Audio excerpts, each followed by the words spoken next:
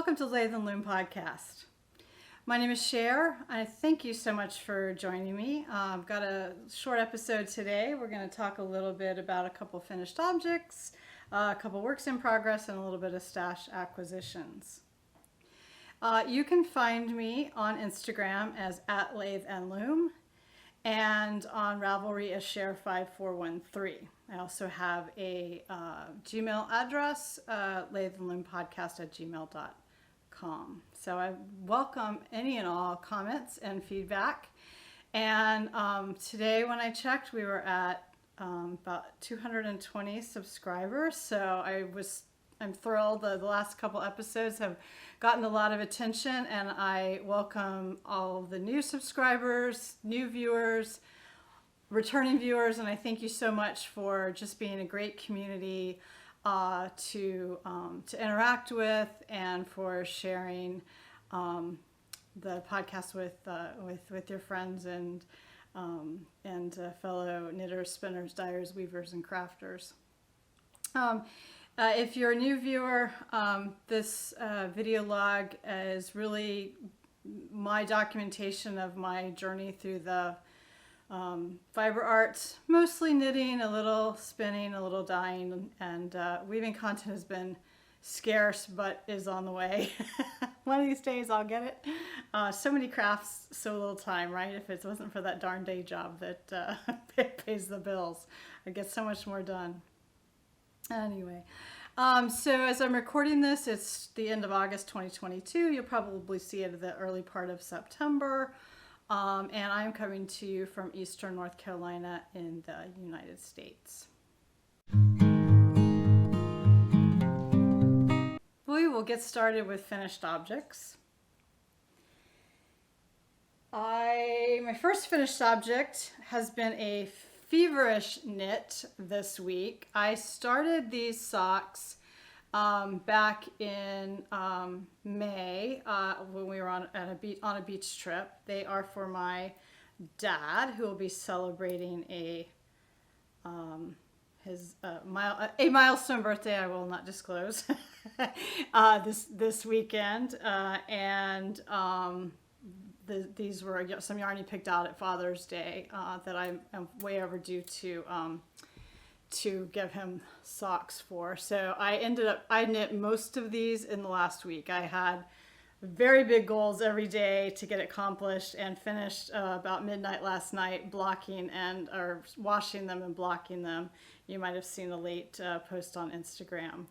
So these are more or less my own vanilla sock recipe, and I will put the detail of that in the Ravelry project notes.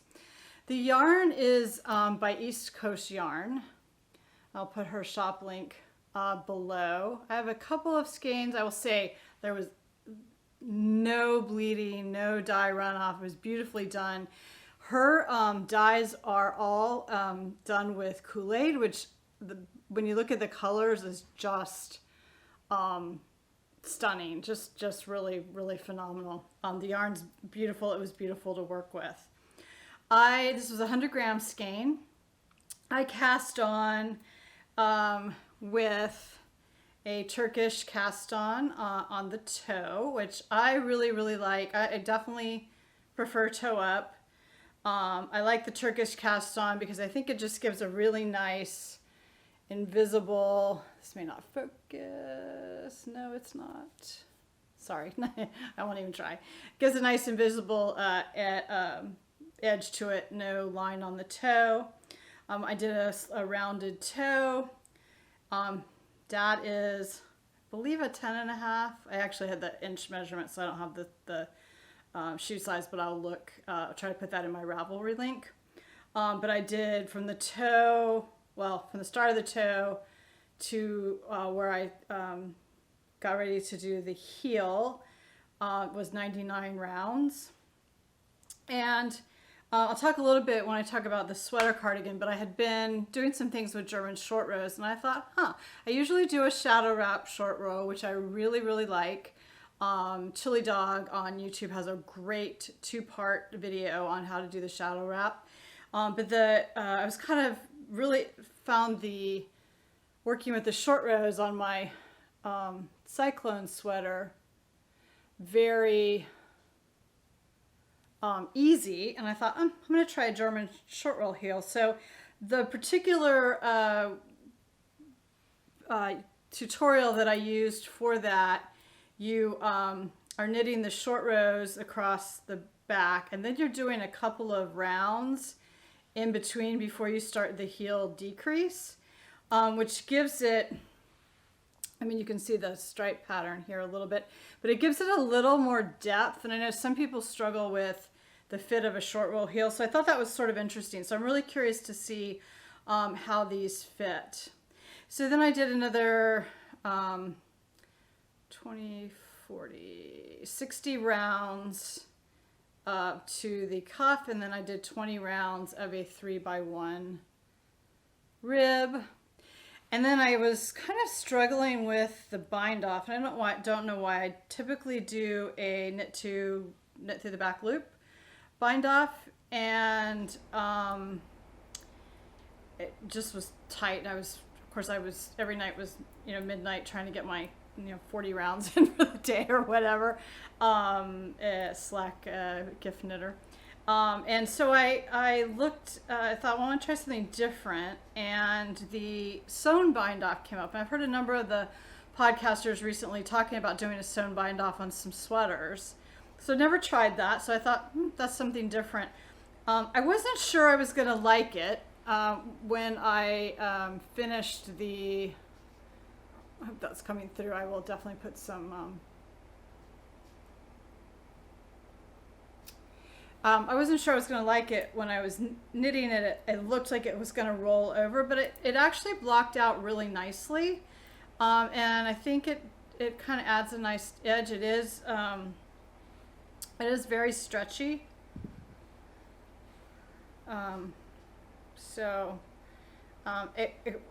My hands were actually really bothering me by the time I got done with these, just for having knit so much in 1 week on a small circular. But I use a 9-inch circular needles, Chagu, by the way. So it's kind of nice to have something different to do in that sewn bind off. It went pretty fast, I thought. So just something different if you want to try a new skill. I always think it's kind of nice to learn something new and challenge our knitting just a little bit. So that is the Striped Socks for Papa is the Ravelry project title. So I'll have that information out there for you. The next finished object I don't have with me. It was a gift knit, and I think I talked about it on episode 13, maybe. And it was a little dog sweater for a colleague of mine. And I do have better photos coming. I did ask permission, but here's a couple I will pop in of Nikki, who is just the sweetest, most adorable little dog. And I knit the Ocean Waves dog sweater by Dotty Patterns. I used Cascade 220 Heathers, which was deep stash. I mean, this went to Switzerland and back when we moved. So I probably bought it in 28, 9, 10, something like that. I still have several skeins left. I bought it to do a baby sweater and just never followed through. But it is, and I don't know if they make this one anymore, but I did find it on Ravelry. So it was color 9453, and it's just this really pretty heathered purple there. So I found this project really interesting and fun because it's really small one, and it was really nice to try out a new stitch pattern. So it was a cabled back on the sweater, and then half twisted rib, I believe, would be how you would call the ribbing, where you're knitting through the back loop. So it's a really pretty finish. It's small, so it's about the size of a dishcloth, but kind of a garment. And yeah, it was just really fun. So if you're looking to try some new techniques and something that you're not sure, especially maybe working through a stitch dictionary, I think it's a really nice way to try some patterns out. I mean, obviously a small dog makes that a lot easier than a large dog. The Labradors would never stand for sweaters, I don't think. But definitely a fun little project, and I quite enjoyed doing it. And I hope Nikki is warm and through the winter in it. So probably we'll do some others. I have a cable pattern. Dotty Patterns has a number of dog sweaters. And they have a nice size range in them. So if you're in the market to do a little dog sweater knitting, or cat, I guess, if cats wear sweaters, I encourage you to check out her patterns. And that pattern is linked in the Ravelry in the show notes below. So moving on to works in progress. I've got two today. One knitting object and one from the circular sock machine. So talked quite a bit when I did my avocado dyeing episode, and about starting and I've posted a few times, starting the Cyclone Cardigan by Goetz, who is the podcaster behind Knitting in Mauritius, which is a wonderful podcast. If you have not watched her, I would encourage you to take a look there. So this is her Cyclone Cardigan, and I'm knitting it in Briggs and Little wool that I dyed with avocado dye. That is also an episode. That's episode 13, I believe. You can see all about that progression of that, and didn't come out exactly like I thought. It's a little more tan than my earlier batches, but I am happy with it overall, and it's knitting up really nicely. I am loving knitting this pattern. I had to make myself stay with the socks this week, but I had one day where I finished, and I'm like, oh good, I get to get a few knit rows in. So the sweater starts with this really nice, see if I can, and I have some photos I'll try to pop in.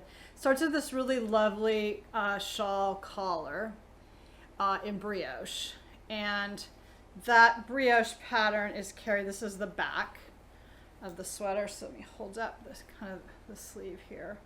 It's starting to take shape. It's got a nice raglan shape. So this is the back, and of course the shawl collar there. And then is going to fill out through a series of short row shaping. I tried it on. It's a really nice fit. I'm doing the XL, and Anna is quickly points out in her patterns, and when she talks about, and she's got a new one, by the way, I think it's the side to side cardigan, which is really cute, definitely on my queue. She calls it a recipe, right, more so than a pattern. So she's outlined how to knit it, and the different stitches and counts and so forth, but then gives you hints on, if you need to lengthen it or change the size or whatever, kind of how to do that. So I would not say I would not call it a pattern for a beginner knitter, but it's certainly enough if you've got a little bit of just some basic knitting under your belt, and can read and maybe look up some tutorials if something gets stuck.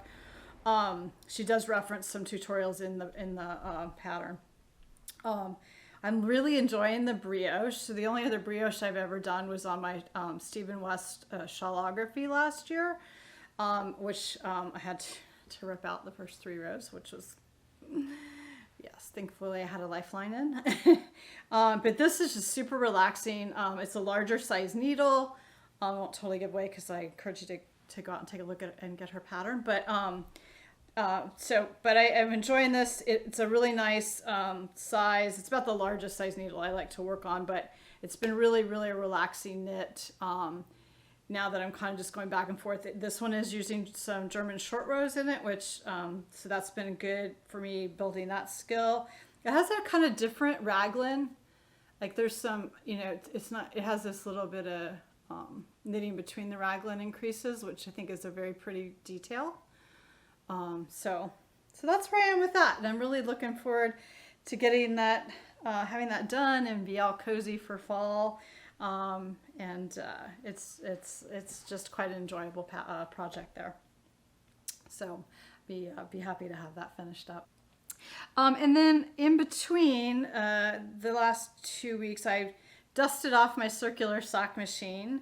Probably in the earlier episodes and on Instagram, you see a little bit. I have a Erlbacher Speedster circular sock machine that I, like so many of you, I have a lot of projects going and never enough time to do all of them, but really wanted to kind of get back to working on the sock machine. So this is some active yarn, and I thought it would be interesting to see because I've just taken these off and disconnected them from their waste yarn. So I thought you might, if you're not familiar with how a sock machine works, I thought I might show you. Now this pattern, and I will link this below as well, is a tutorial and a pattern available on CSM Love, which is Karen Ramel. She's a very prolific, I guess, teacher, I would say, content creator on circular sock machine. So lots of good information there. So this is a Shortie, I think it's just called a Shortie sock. Anyway, I'll link the pattern. But it has a, you start by knitting the cuff straight. Then you put in these mock rib detail. And then it's basically a folded hem, we would call it in knitting, but a hung hem on the sock machine. Knit down a little ways, do your heel, which is increased and decreased with really short rows, kind of the same way we would knit it, hand knitted. And then the mock rib continues down. Of course, it's going this way as you're knitting, right? It's coming down under the machine. Try to pop some photos in. And then the mock rib is on the top of the foot. And then the toe, you will notice, is really like another heel, right? So rather than closing up where if you were doing a top-down sock, you would be Kitchenering or grafting the toe, you're really knitting this heel. It's the same shape, right? And then this waste yarn will be removed. See if I can fold it in. And the grafting will, so it's this all, that yellow all comes off, right? And then it's grafted here together at the top. So if you buy a store-bought sock, you have that kind of seam on the top of your toes. That's the grafted piece there. So I'll have that, should have that grafted up for the next time. And so what's interesting about a sock machine is you dial the stitch length. The number of stitches stays static based on the cylinder of your sock machine. So I have two cylinders. I have a 60 cylinder and a 72 cylinder. So this is on the 72. And what I'm looking to compare, and I have not done it yet because these just blocked and these have not blocked, is to see, I'm trying to get dialed in to where I know by adjusting my my dial on the sock machine if my tension, and these look fairly similar, this might be a tiny bit smaller, so that I can relate my patterns row count wise per se for hand knitting and machine knitting, because it's a little it's not as easy to adjust to me as hand knitting. It's just a different, or I could just change the count of stitches. I have to really work with the, what we would call the stitch gauge, which I guess is still the stitch gauge on the knitting machine, but the way you change it is different. I don't know if that makes sense, but it's just different. So it's a learning thing, but I'm hoping that I can get this dialed in so I can do a little more production. I broke this up over several, short time frames, but I would say, and somebody experienced with it can do a pair in under an hour, probably fairly easily. I have not tried to really conquer the actual ribber, which is kind of the next step, but I'm hoping the mock rib helps give a little more flexibility to the foot against the sock against the foot as well. So looking forward to that there. So that is the CSM work in progress.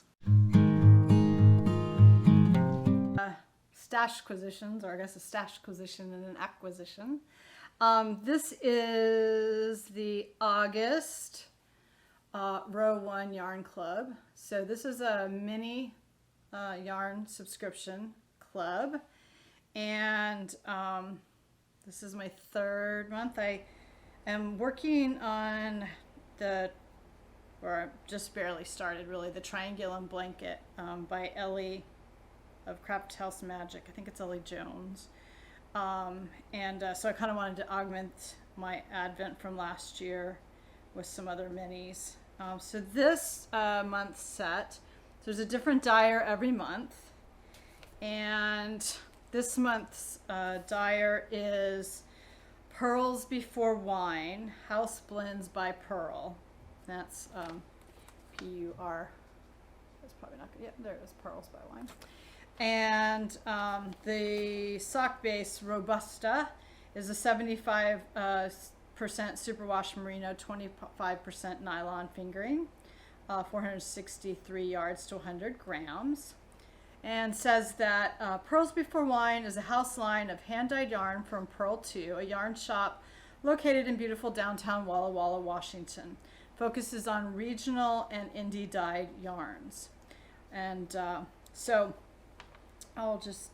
this is some really interesting, we've got Blue Wood and Palouse. We've got Lazy Daisy and Silver Lining.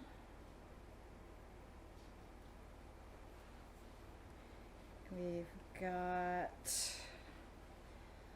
let me see if I can do this. Hello, Governor. A-L-O-E. Snow Pine, I think that's really a pretty pattern. I'll put photos in of these two. We've got the pink I Want Candy and Perfectly Nonpartisan. And the last two, Mama and Life Aquatic.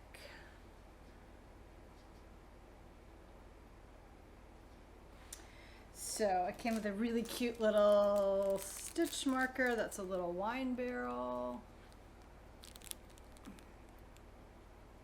I think I've got it hidden behind there in the glare. Sorry. It's probably not showing up at all. There you go. Anyway, so I think it's just nice. I just wanted to do it for a couple months to get a little variety, try out some different dyers, and so it's kind of a nice way to do that. It delivers very quickly at the beginning of the month, and you can stop your subscription at any time, of course, which is nice. So just a nice little start of the month. So if you're not a new viewer, you know that I tend to cast on a lot of things and then kind of finish them and then cast on a lot of things. Well, I'm in that cast on a lot of things and I've run out of project bags. So I kind of got looking for a new project bag a couple of weeks ago, and I'm quite partial to a drawstring bag, and I really like that bucket, pinch bucket, I think they call it, but this is similar, although it does have a slightly narrower bottom. But look at this adorable fabric. So this bag is by JD Studios 480, and I will put the shop link below. And I really, really like the construction. So I do like a bag to have a little Sturdiness, which this does. It's got batting, lining in between, so it's got some heft to it. This has a nice added snap at the top, and the drawstring has a very large interior pocket and a ring inside for your stitch markers or keys or whatever you happen to carry in your project bag. Nice easy drawstring closure and a really nice handle, or could be a keychain, I guess, if you're so inclined. It's kind of cute. I might think about that. So anyway, I will put that shop link below. I'm excited to have a new project bag. I could probably use a couple more. So that's it. So that is really what I had for this week. I just wanted to pop in and kind of do a little short update. And I hope you're doing well. If you have children getting ready to go back to school, I know it's a really busy time, so I really appreciate you spending some time with me. If you're still finishing up summer vacations and stuff, or if you're in the southern hemisphere, I guess you're getting ready to go into your spring as we're going into our winter. So finish up your winter knits and we'll start planning. So thanks for the really nice response to the last couple episodes again. I have several things that, as you heard, planned to cast on, so we'll be hearing more about those in future episodes. And give me a comment below. I'd love to hear what you're working on, and reach out on Instagram. I'd love to see what you're working on, and certainly appreciate any comments and conversation. So that is it for today. I wish you happy knitting, spinning, dyeing, and weaving. Thanks so much.